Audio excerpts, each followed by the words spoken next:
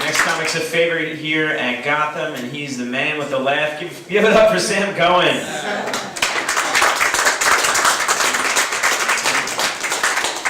What's up, guys? Good to be here. So I got this friend from Canada, and he was saying that people are different there. Like, he was saying that a lot of Canadians are so trusting, they just keep their front doors open.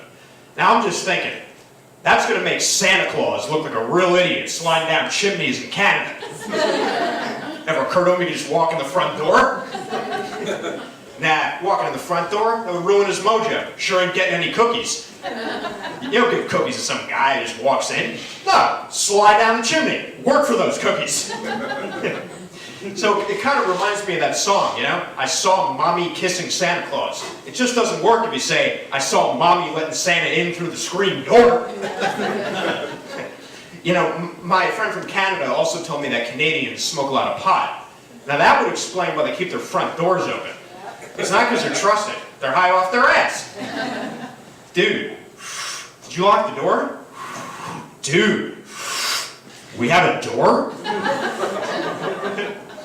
Personally, I'd just be too afraid to keep my doors wide open, you know? I mean, it's too scary. You don't know who could walk in. Anybody. Bigfoot, Loch Ness Monster, Dick Cheney. So, I think my favorite thing about Canada is you get free health care. That's great. Anything could happen. Broken legs, heart attack, pneumonia, you're covered. It's like you can't die. In America, it's the insurance premiums that'll kill you. You know, so I live in New York right now, but I've always wanted to try a different lifestyle. I think it would be kind of cool to be a redneck. You know, I'd love to stay up all night driving a truck, eat breakfast at Denny's at 4 o'clock in the morning. Of course, I would have to take crystal meth to stay up all night.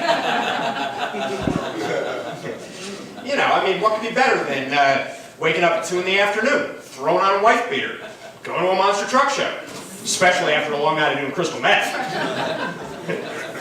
So my, you know, I got kind of a weird family. You know, I'm not exactly a hillbilly, but my grandparents are actually first cousins. True story. Somebody, yeah, weird, right? Yeah, somebody set them up on a blind date, not knowing they were cousins. So when they first met, they were like, "Hey, you look kind of familiar. Have I seen you someplace before?" "Yeah, just yesterday at the bar mitzvah." Right. Again, I got kind of a weird family. We're kind of inbred, so I guess that would explain my history of riding that short bus back in high school. Yeah, they put me in special ed, but it wasn't that bad. You know, I wasn't on the football team, but hey, still got to wear a helmet. So I'm kind of inbred. So when teachers always used to ask, what's wrong with my brain? I just said, no, the question is, what's wrong with my family? So I'll tell you more about my grandparents. Live in a trailer park in Florida. People call them trailer trash, you know, but that's stupid. You know, I mean, they're both Russian, so they're not trailer trash. They're Euro trash. All right, they live in a mobile home, but it's not that bad. You know, hey, when you think about it, no one's going to fuck with you if you're driving a house. And hey, aside from that, the only problem they have is parallel parking. You know, they're supposed to come up to New York. My grandparents were going to come up to New York to visit. They were about 10 hours late. Then finally my grandpa called from the road. "Hey, sorry, our house got a flat." And I'll tell you, towing it is going to be a bitch. Thanks a lot. So a lot of people ask me if I drink. You know, and I always tell them, look, I'm half Russian, half Irish. I mean, if I don't drink, nobody does. You know, I really drank a lot in college. I mean, I must have driven drunk at least 50 times. I mean, okay, I crashed into trees, drove off a bridge, broke my arm, sprained my knee, broke my leg, but hey, I never got one DUI. Yeah, talk about luck of the Irish. So I'm living at home right now, and I'll tell you what sucks is my mom's always nagging me about stuff, you know. Like today, she just barges into my room, she goes, "Hey, get your ass up, get a job, quit being lazy." I'm like, "Excuse me, Mom, I am watching SpongeBob SquarePants." Boundaries.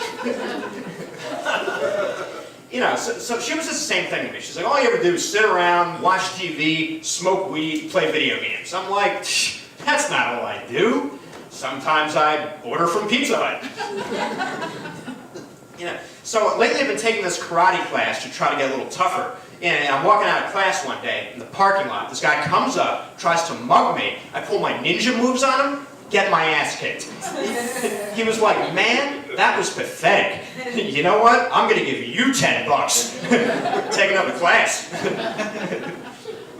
So, I'm not that good of a fighter, but I never back down. This one time I was overpowered, but I faced it like a man. I was like, yeah, let's go. Bring it on, Mom.